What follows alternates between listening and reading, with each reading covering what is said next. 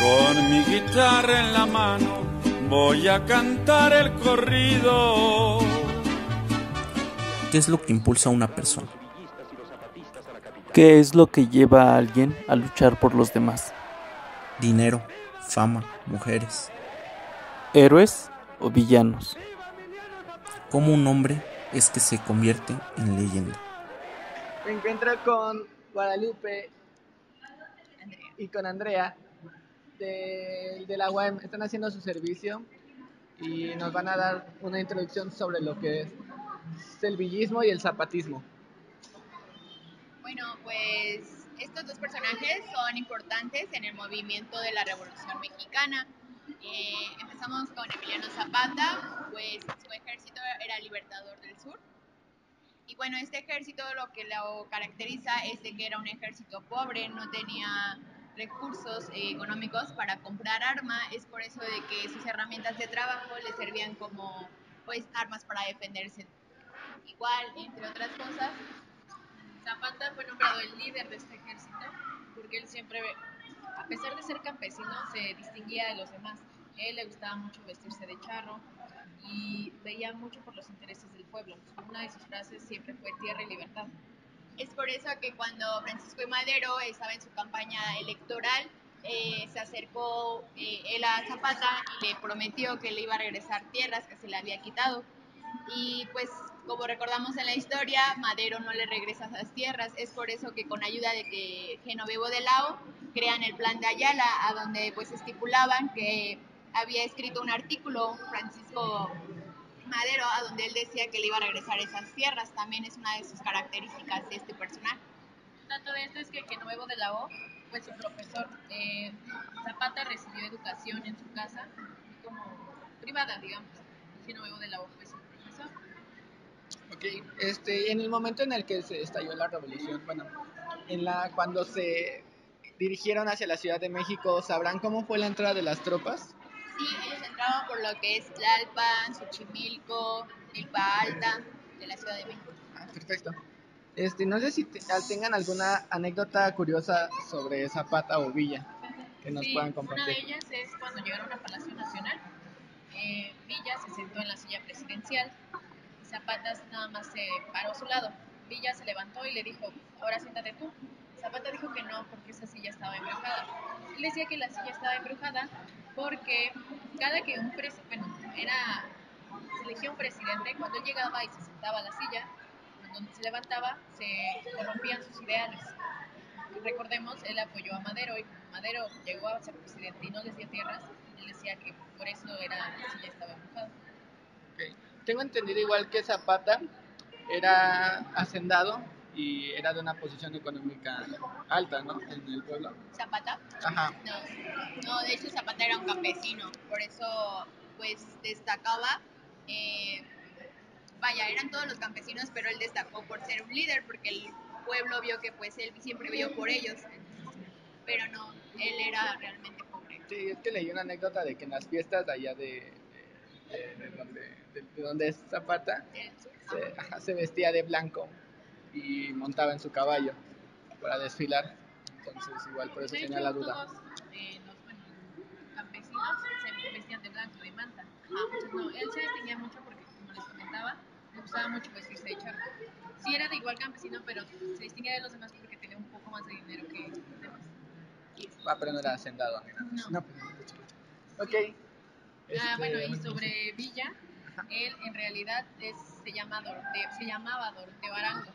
Se puso Francisco Villa porque él trabajaba para un hacendado. Este hacendado abusó de su hermana y pues se lo mató y pues tuvo que escapar. Entonces, en lo que buscaba lugar, refugio, encontró un señor que lo ayudó mucho y le enseñó muchas cosas, y este señor se llamaba Francisco Villa. Cuando él murió, pues Doroteo Arango se puso Francisco Villa en honor a él. Se dice también, supongo han escuchado la frase de viene Pancho Villa y sus dos mujeres en la orilla, porque en una entrevista que le hicieron a su ejército,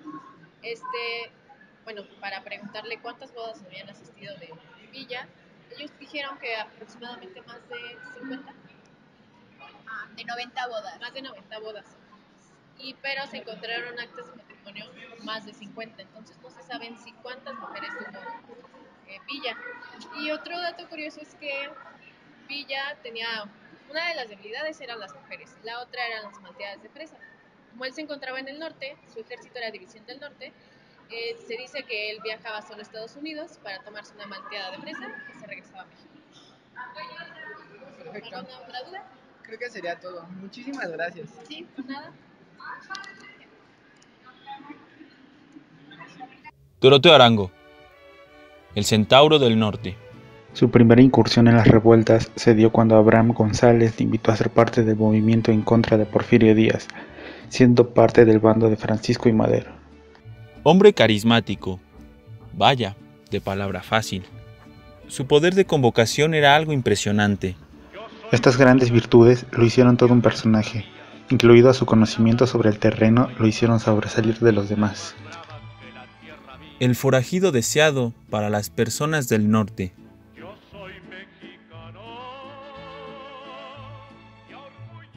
El Atila del Sur, Emiliano Zapata. La personificación de la lucha de los pueblos contra las haciendas y los ingenios azucareros.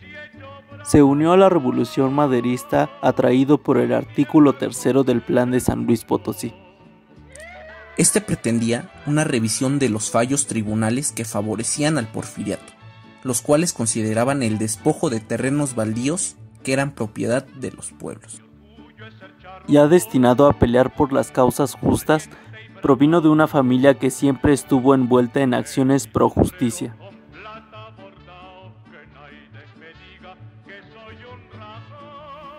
Zapata, tras la incompetencia del periodo interino de Francisco León de la Barra, es que decide rebelarse contra el presidente Madero por medio del Plan de Ayala. Un tanto raro el movimiento zapatista, simplemente parecía que actuaban aparte del carrancismo que fue prolífero en el norte del país. Y es que pareciera haber ciertas conciliaciones entre ambos hombres, pero simplemente se rechazaron. Por su lado, Villa era un hombre de carácter más independiente. En 1913 comenzó a combatir a Victoriano Huerta de manera independiente. Al cabo de unos meses logró reunir a más de 400 hombres que operaban principalmente en Chihuahua. Sumado al anterior, se le adhirieron líderes que ya contaban con apoyo, como Tomás Urbina y Juan N. Medina. Fue en la región de La Laguna, donde Villa logró unificar las distintas movilizaciones para conformar lo que sería la División del Norte, que estuvo bajo su mando con la ayuda de antiguos maderistas. Sin embargo, al igual que a Zapata, las fricciones con Carranza se hicieron presentes en 1914. Principalmente a causa de las diferentes opiniones con respecto a la política exterior, particularmente con Estados Unidos. Eso aunado con la insubordinación de Villa a Carranza, se rompió toda relación el 23 de septiembre de ese mismo año. La ruptura de Zapata con Carranza se dio casi simultáneamente que la de Villa Carranza, así que oficialmente el 26 de octubre se unen Villa y Zapata, es decir, cuando la Convención de Aguascalientes aceptó los puntos del Plan de Ayala. Pero volvamos un poco. Villa, una vez conformada su división, logró tomar Ciudad Juárez y desplegar a los huertistas. Con luchas de poca escala, logró hacerse del control de Chihuahua. Su intención era llegar a la Ciudad de México, por medio del ferrocarril central. Para ello hizo planes para tomar Aguascalientes, pero por órdenes directas de Carranza, se atacaron estratégicamente otras ciudades, como Torreón. Algo que nos tiene que quedar claro es que no fue Zapata el primero en formar una rebelión en las poblaciones rurales. Sin embargo, formó la que todos necesitaban, y es que este movimiento contaba con puntos muy importantes. El primero es la voluntad tenaz y unánime de las comunidades por recuperar sus tierras. El carácter local del movimiento, siendo el centro-sur su lugar límite, principalmente en el estado de Morelos. La conformación de los ejércitos casi en su totalidad eran compuestos por habitantes de pueblos de origen campesino, peones de las haciendas. Su estrategia en cuanto a lo militar iba muy apegado a su identidad y cosmovisión. Por último tenemos a la religión católica, al clero y a los templos. Esta viene desde la tradición de la relación indígenas-misioneros. En cuanto a las repercusiones más importantes, tenemos la Ley Agraria del 26 de octubre de 1915. Se considera la más importante del Plan de Ayala. En ella se considera la reinstitución inmediata de las tierras a comunidades con títulos anteriores a 1890. De manera similar, la personalidad jurídica de los pueblos. Eso conlleva al derecho de posesión de pueblos, rancherías y comunidades, las cuales fueron afectadas por las reformas liberales de 1857. Lo anterior contemplaba el derecho máximo de posesión de una tierra. También se contempla el sistema de cooperativas para la explotación de los recursos. Dos artículos que serían de gran trascendencia para la posterior Constitución, en el que se contemplan que las aguas y los bosques pertenecen a la nación. La tierra es de quien la trabaja.